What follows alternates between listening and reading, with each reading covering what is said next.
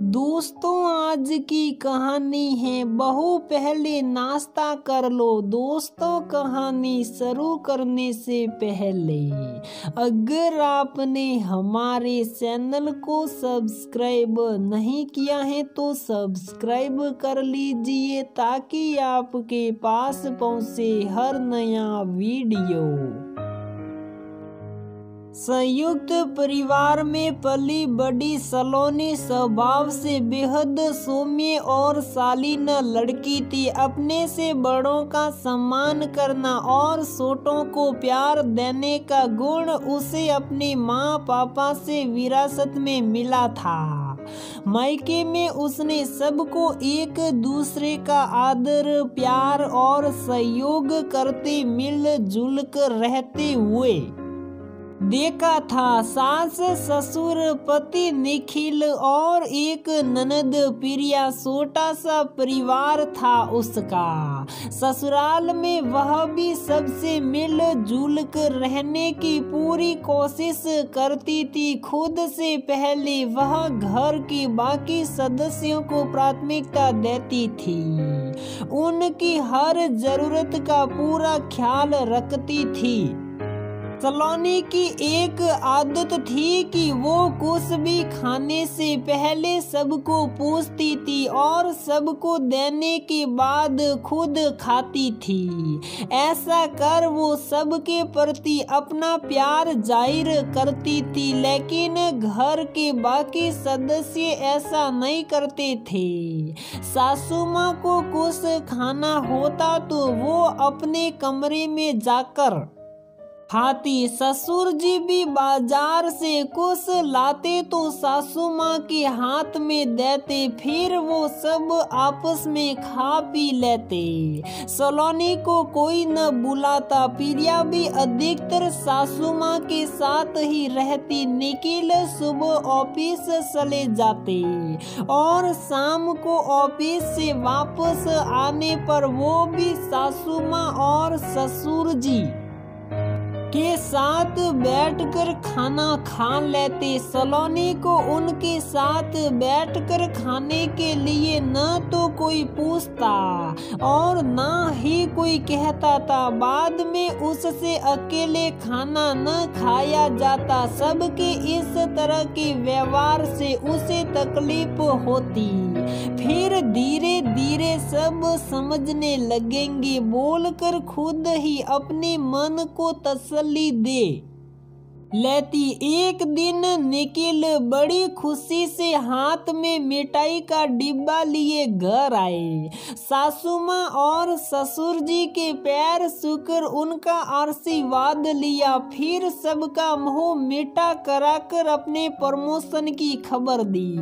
सलोनी रसोई में थी। सुनकर खुशी से दौड़ते हुए हॉल में आकर खड़ी हो गई, लेकिन किसी ने उस पर ध्यान नहीं दिया। वह वापस रसोई में आ गई। सलोनी और निखिल की शादी को 6 महीने हो गए थे। उसे अपने लिए निखिल से ऐसे व्यवहार की उम्मीद नहीं थी। पल भर के लिए उसे अपने मायके की याद आ गई कि कैसे उसके मायके में बाबा अगर बाजार से कुछ खाने को लाते तो सबसे पहले घर के सारे बच्चों को इकट्ठा कर सब में बराबर बांट देते। फिर अम्मा के हाथों में देते हुए कहते, बहुओं को भी दे दो। जाकर कोई खुशी की बात होती तो पापा सबका मुंह अपने हाथों से मीठा कराते। ये सब याद कर उसकी आंखें गिल्ली हो गई कि उसे किसी के आने की आहट सुनाई दी। जल्दी से उसने खुद को संभाला और रोटियां बनाने लगी। निखिल रसोई में आया और मीठा का डिब्बा फ्रिज में रखकर सलोनी से जल्दी खाना लगाने को कहकर बाहर आ गया। सलोनी ने डाइनिंग टेबल पर खाना लगाया और सबको खाना खाने के लिए बुलाया। खाना खाने और काम खत्म करने के बाद वह कमरे में आई। निखिल टीवी देख रहा था। उसने निखिल को बधाई दी तो निखिल उसे थैंक्स बोल फिर टीवी देखने लगा। सलोनी ने निखिल से कहा, आपने सबका मोह मिटा कराया लेकिन मुझे नहीं पूछा क्यों? वही फ्रिज में रख तो दिया था, मीठा का डिब्बा लिया नहीं क्या तुमने? मैंने सोचा तुमने ले लिया होगा। निखिल ने उसकी तरफ देखते हुए कहा तो सलोनी बोली, नहीं मैंने नहीं लिया और बात मीठा लेने की नहीं है, बात ये है कि आपने सबको प्रमोशन की खुश खबरी दी और मुझे बुलाया भी नहीं। मैं हॉल में आई भी आपको बधाई देने, लेकिन आपने मुझ पर ध्यान भी नहीं दिया।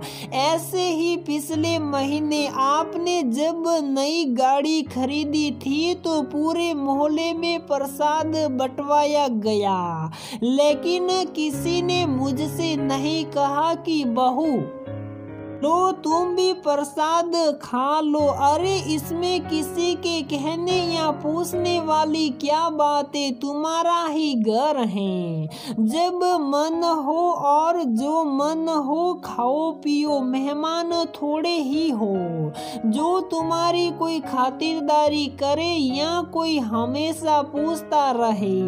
सलोनी तुम बिना छोटी छोटी बातों का इतना इश्यू बना लेती हो।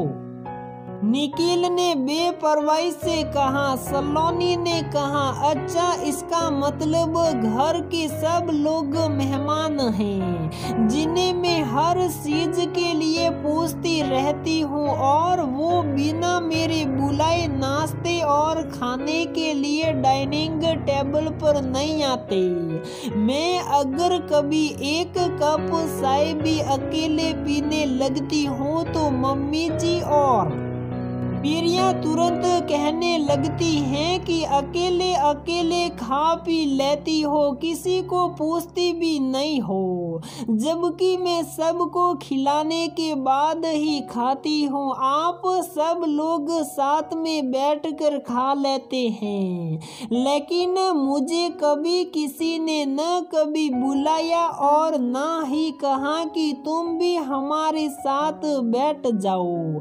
तो तुम बैठ जाया करो ना हमारे साथ खाना खाने, क्यों सबके खाने के बाद खाती हो?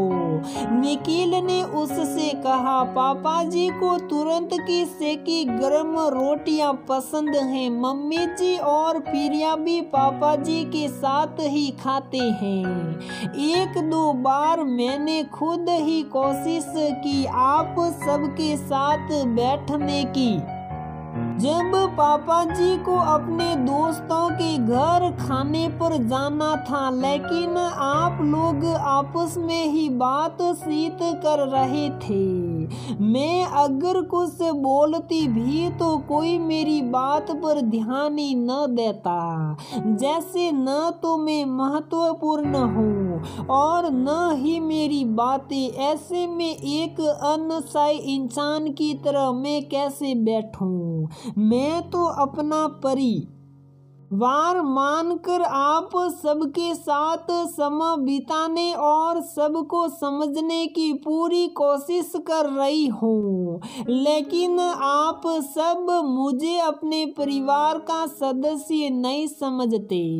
सलोनी ने रुंधते हुए कहा। सलोनी की बात सुनकर निखिल उसका हाथ अपने हाथों में लेते हुए बोला, मुझे माफ कर दो सलोनी, मैंने कभी इन बातों पर ध्यान नहीं दिया। ऐसा नहीं है कि तुम्हारी बातें या तुम महत्वपूर्ण नहीं हो मेरे लिए। ये घर जितना हमारा है उतना ही तुम्हारा भी है और तुम मेरी जिंदगी का महत्वपूर्ण हिस्सा हो। मुझे लगा तुम सबका इतना ध्यान रखती हो तो खुद का रखती ही होगी। अब से तुम खुद को प्राथमिकता देना शुरू कर दो और हर चीज के लिए सबको पूछना कम कर दो। किसी को कुछ लेना या खाना हो तो उनको मौका दो कि वो तुमसे आकर कहे, मैं भी ध्यान रखूंगा कि अब तुम्हें शिकायत का मौका न दूं। अगले दिन सुबह सलोनी सबका नाश्ता उनके कमरे में देने जा रही थी तो निखिल ने उससे डाइनिंग टेबल पर रखने को कहा और उसने सबको वहीं बुला लिया। सब आकर नाश्ता करने लगे। सलोनी रसोई में पराठे सेक रही थी। निखिल बैठा था तो सासू माँ ने कहा, बेटा बेटा क्यों है, नाश्ता कर, पराठे ठंडे हो रहे हैं। माँ, मैं सलोनी का इंतजार कर रहा हूँ, वो भी आ जाए तो खाना शुरू करूँ। क्यों भैया, आज देर नहीं हो रही क्या आपको? प्रिया ने व्यंग्यात्मक लहजे में कहा तो सासू माँ भी बोली, तो खा ले जल्दी, ऑफिस जाना है ना तुझे? और सलोनी तो रोज बाद में खाती ही है। हाँ माँ, क्योंकि साथ खाने के लिए हम में से किसी ने कभी कहा ही नहीं उसे। वो हमारी खुशी के लिए कितना कुछ करती हैं, हमारा पूरा ध्यान रखती हैं और हम ही उसे नजरअंदाज करते रहे। उसकी खुशी का ध्यान रखना हमारा भी तो फर्ज है। वो भी तो हमारे परिवार का हिस्सा है। उसे भी सबके साथ बैठकर खाने और बात करने का मन होता होगा। इसलिए माँ, अब से सलोनी भी हमारे साथ ही बैठकर खाया करेगी। निखिल ने कहा तो सासू माँ कुछ देर के लिए चुप रही, फिर बात बनाते हुए बोली, क्यों नहीं, मैंने सोचा बहू को अकेले ही खाना पसंद है, इसलिए मैंने कभी कहा नहीं उसको साथ बैठने को। फिर सलोनी के पास रसोई में गई और बोली, बहू, जितने पराठे बने हो लेकर चलो, सबके साथ बैठकर पहले नाश्ता कर लो और अब से हमारे साथ ही बैठकर खाया करो। सासू माँ की ये बात सुन सलोनी का दिल भर आया। वो पराठे लेकर डाइनिंग टेबल पर आई। वो निखिल की तरफ देख रही थी। निखिल भी उसके चेहरे पर खुशी देख खुश था। आज पूरा परिवार साथ बैठकर मुस्कुरा रहा था। तो दोस्तों, हमारी ये कहानी यहीं पर समाप्त होती है। अगर आपको हमारी ये कहानी पसंद आती है तो प्लीज वीडियो को लाइक करें, शेयर करें और हमारे चैनल को सब्सक्राइब जरूर करें।